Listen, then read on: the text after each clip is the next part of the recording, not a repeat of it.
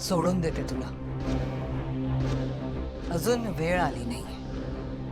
माझ्याशी जे काही वागलीस ना त्याचा हिशोब चुकता करायचा आहे. खूप भोगायचंय तुला अजून. केदारच्या बाबतीत सगळं जाणून घेऊन खूप रडायचंय.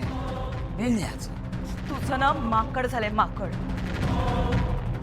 तू ना सारखी भीक मागतीयस, मला घाबरा मला घाबरा. पण आम्ही तुला भीक घालणार नाही आहोत.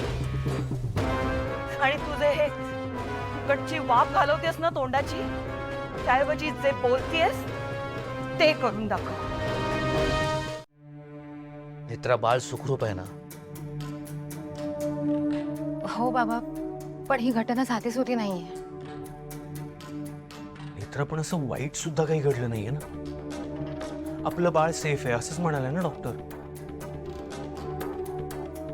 हो, पण डॉक्टर काय म्हणाले की मी त्यांना 2 हार्टबीट्स ऐकू आल्या, पण पुढे ते असंही म्हणाले की मी एकदा इक्विपमेंट चेक करून बघते मग. हे बघ नेत्रा, काहीतरी टेक्निकल इश्यू असेल. तू अशी घाबरून जाऊ नकोस. आणि तसंही मी जाणार आहे उद्या त्यांच्याकडे. बोलणं होईल त्यांच्याशी, काय ते क्लिअर होईल आपल्याला. तेव्हा कळेलच ना काय झालंय ते. तू नको विचार करू या सगळ्याचा. तू आराम कर आता, झोप. आम्ही येतो. आत्या नाही, म्हणजे मी फार विचार नाही करत आहे या सगळ्याचा. पण आत्या, तुम्ही विचार केलात का? काही कळलं का तुम्हाला? विरोचकाला कसं कळलं असेल आपला गोडवड? त्याचा विचार आपण आत्ता करायला नको. आता आपण वेगळा कोडवट ठरवायला हवा. पण मला असं वाटतं की आपण वर्बल काही ठरवायला नको. विरोचकाला तर कळेल लगेच. शाब्दिक काही नको. Fingers crossed.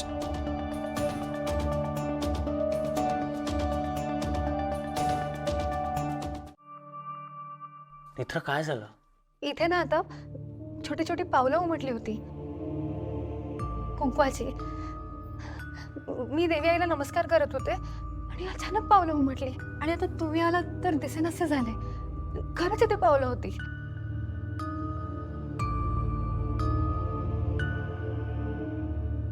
नेत्र, देवी आईने चांगला संकेत दिला. शुभ संकेत. हे बघ, तुला आलेलं संकेत, क्लिनिकमध्ये जे काही घडलं, या सगळ्यावर निश्चिंत राहण्याचा इशारा दिलाय तुला देवी आईने.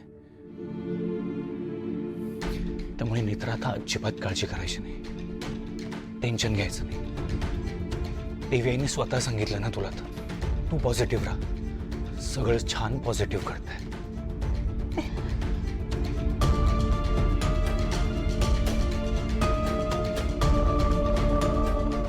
अशीच पाठीशी राहा.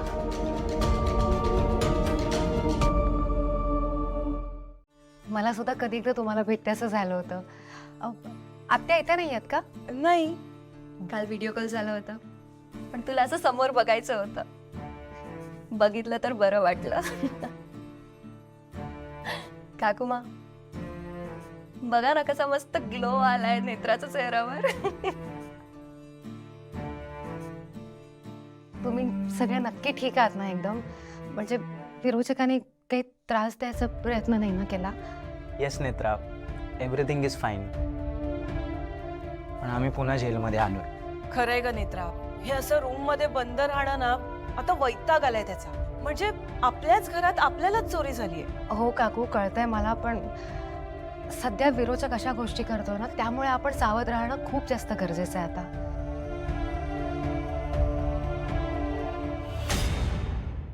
तुम्ही प्लीज खोलीबाहेर पडणं टाळा. आणि आत्यांनी जी खूण सांगितली ती लक्षात ठेवायची कायम. नेत्रा, आम्ही व्यवस्थित काळजी घेतोय, पण हे स्वतःला कोंडून घेणं ना आता नको झालंय.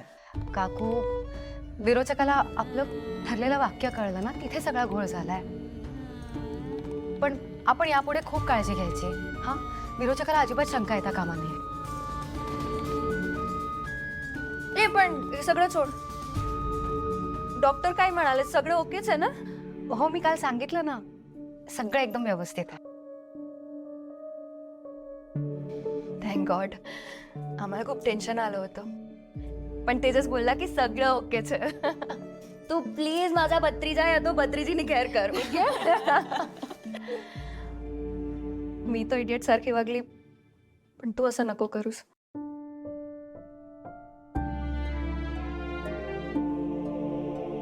तेजस भाऊजी अद्वैत साहेबांना सांगत होते की तुम्ही सुद्धा बाळासाठी प्रयत्न करता.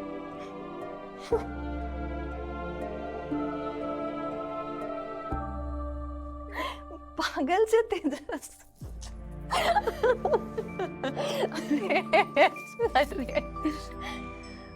पण मी बोलली तेजसला की पहिला नेत्रा आणि अद्वैत बाईजीनं सगळं ठीक होवा दे, नंतर आपण प्रयत्न करूया. होणार.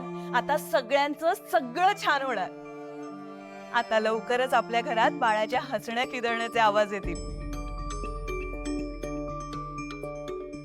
आणि लवकरच या घरातून आणि या जगातून विरोचकाचा आवाज कायमचा बंद होईल.